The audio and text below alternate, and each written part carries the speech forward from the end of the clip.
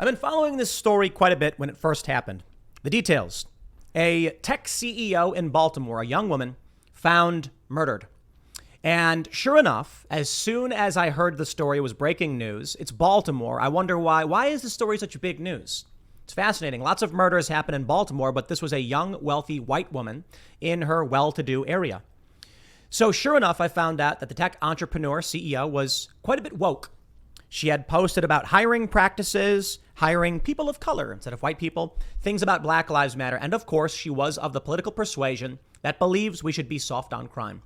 Sure enough, we then discovered that it was a man who was released early, a convicted sex offender, and the police knew that just days before he murdered this woman, he had tortured another couple, setting them on fire. We now have new details as to what happened. And I think it just exacerbates this mentality people have and the issues of wokeness. I will not bury the lead on this. We're going to go through it. But the story is this man, the killer, followed her to her house. She was safely in her lobby, about to go home, when he waved to her through the door, pretending as though he lost his keys. And this woman said, "I'm going to let him in." And you know what I think is a large component of this? I don't care about this guy's race. I care that you don't let strangers in through your doors. However, one thing we've seen with this Yale study, came out in 2018, white liberals, leftists, talk down to black people. They treat them like they're inferior, like they're children. And I, for one, think that's racist. There was a clip with Bill Maher and a black woman I'm not familiar with. But I only bring up her race because she points out that it is one of the most racist things that these liberals claim she can't get an ID, that they're being racist to her. It's the soft bigotry of low expectations. And so what you end up with is these white people who, when confronted with any kind of security risk, think to themselves, well, I don't want to be racist. And I think this was a component in what happened to this woke CEO. She's likely thinking to herself, and I will admit, part of it I find honorable and admirable. This idea that you don't want to be biased against someone just because of their race, I can respect it. But that doesn't mean you forego basic security. So here's what I say. I told this story earlier. I'm at my friend's house. They have like a center. I don't know what you call it. An atrium. When you walk into their apartments, there's a gate. You're still outside, and then all the apartments like kind of motel style, but it's in a gated area. And I'm inside and someone's like, "Hey, I forgot my keys. Can you let me in?" And I'm like, "Nope." Like, "Oh, come on, dude." And I'm like, "What do you mean you come on, dude?" Right? First of all, I don't live here. I ain't open the door for you, the gate. I didn't say it like that. I was like, "Sorry, man, I don't live here." And he's like, "Okay." And then someone eventually came and let him in, and I'm pretty sure he did live there. But my point is like, dude, I don't care if you're black, white, Asian, Latino, man, woman. There's a reason why the gate's locked. You need to have a key to get in. And so what I think you end up with is if this woman, I bet if it was a white dude who was knocking on the door, waving to her, she probably would have just been like, "Do you live here?" or something, or I don't know, fine, whatever. There's a possibility she just opened the door for anybody. I think that's fair to say.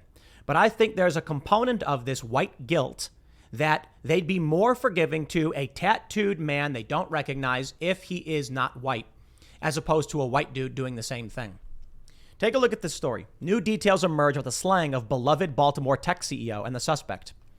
Just moments before police believe Baltimore tech executive Pava Lapierre was killed, surveillance footage captured her alleged attacker following her into an elevator of her apartment building, where her body would be discovered on the roof days later. Court documents say. The documents shed new light on an alleged Friday night interaction between Lapierre and the man accused of killing her. Jason Dean Billingsley, a convicted sex offender who was already being sought by police as the suspect in a rape, arson, and attempted murder days earlier. And they did not put out a warning to the public. If they put out a warning to the public saying, this guy is a suspect in these killings, she would not have let him in. Again, she's being followed. She goes into her lobby. Door is closed behind her. She's about to safely go home when she sees a man outside waving.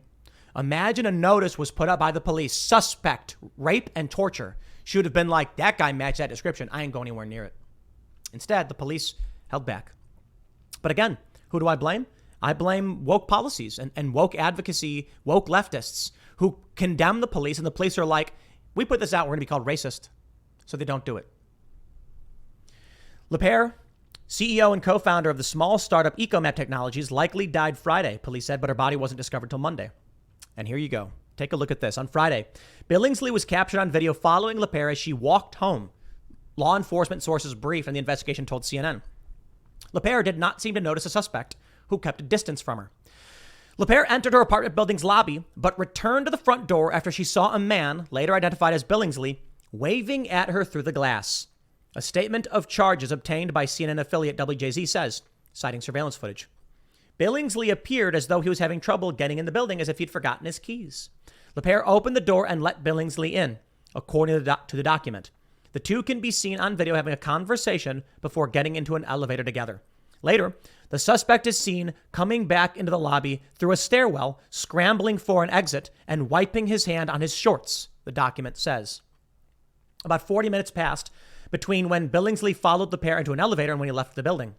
When her body was discovered on the rooftop on Monday, police found several items scattered across the scene, including a pair of red shoes believed to be LePere's, the document said.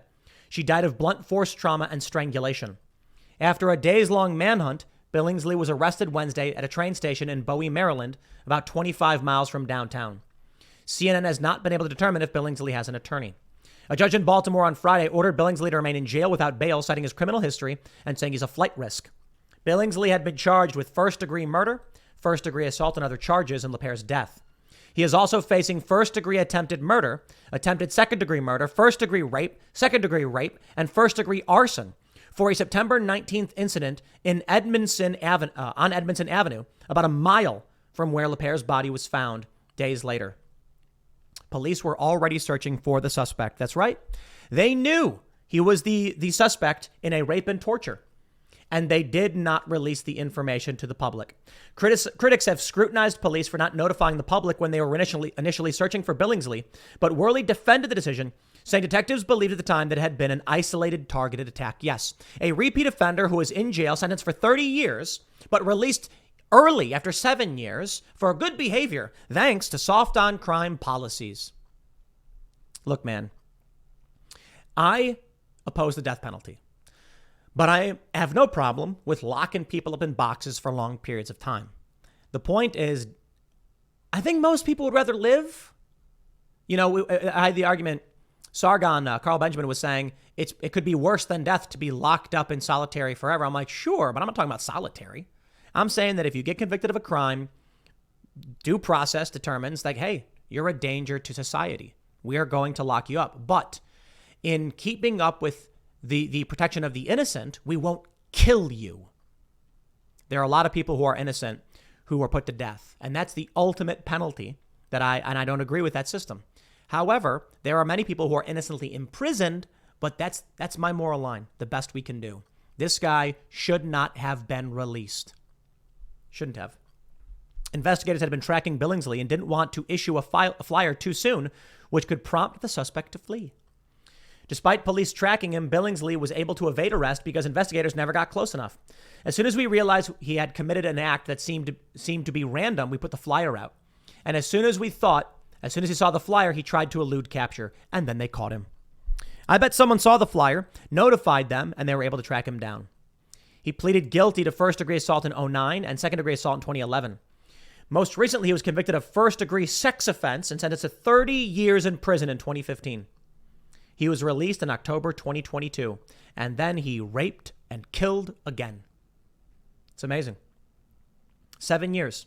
His release was not parole, but rather on mandatory supervision as required by statute. Well, this is what they vote for. This is what woke people advocate for. They want to avoid being seen as racist, so they would give their trust to people they don't know. I don't care what you think of me. I take security seriously. I don't care if you're a white dude, Asian dude, black dude, or lady for that matter. I ain't opening a security door for you. I'm going to be like, sorry, man, can't help you. You got a key? Bro, call your buddy. Is there someone you want me to get? Because I'll talk to a buddy if that's okay. Here's an important point for a lot of people, because I see this happen all the time in New York, or I did when I was there. We would be going to a friend's place, or we'd need to get into a building. I've even heard of people doing this when it's raining and they want to get in the lobby to avoid the rain.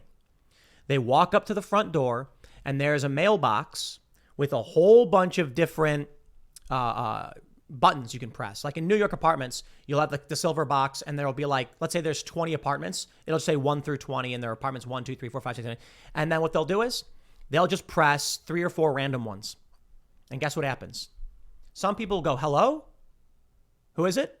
Other people just hit the door, open it up for you. No questions asked. Carefree. You know, it's beautiful that we live in a world where you can do such a thing most of the time and be totally fine. Because that's the reality. Humans don't want to be evil and they don't want to hurt you. But now things are changing. Now we have these murders, especially if you live in Baltimore. And now it's very different. Now you have to take it seriously. If someone comes to your door and tries to get in, you ask them, who is it? You know, but in places like Philly, you can have guns in Philly too. In places like Baltimore, where it's almost impossible to have, in New Jersey, in New York, I'm sorry, man. California, y'all are in trouble. But you want to live there and you want to experience this stuff, by all means, go ahead with my blessing. Look, this young woman should not be dead. I am not directly blaming her, saying that she did anything to warrant this. But I am pointing out the lax sensibilities these people don't understand.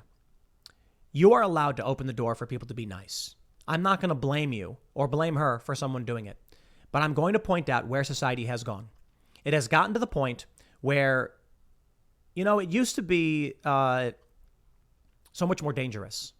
But things got so safe for so long in this golden age that we've made that it resulted in many women no longer fearing the true threats they would face. I want to make sure I'm clear. Men are 5 times more likely to be the victims of violent crime. But men are also more likely to be able to protect themselves from another man.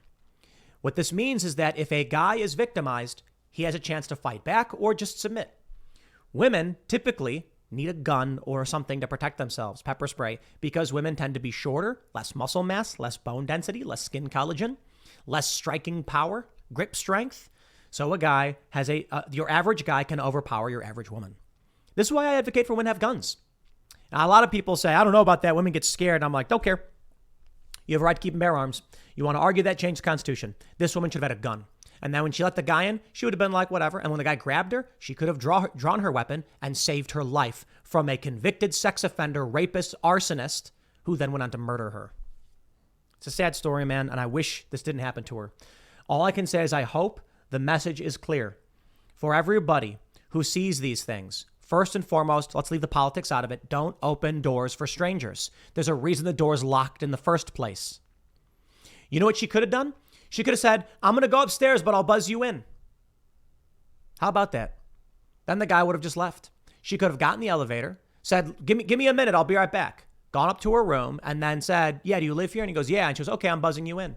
He could have come in and then he wouldn't know where she was. And her door's locked.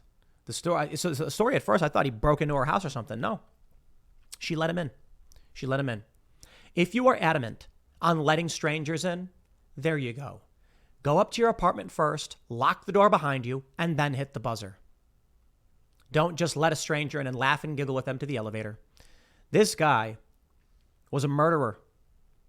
Or I should say he is. I don't know if he murdered someone before, but he's a convicted rapist and sex offender who had tortured and raped someone just earlier. Set them on fire. And she thought, it'll be fine. Sad story, man. I'll leave it there. Next segment's coming up at 6 p.m. on this channel. Thanks for hanging out, and I'll see you all then.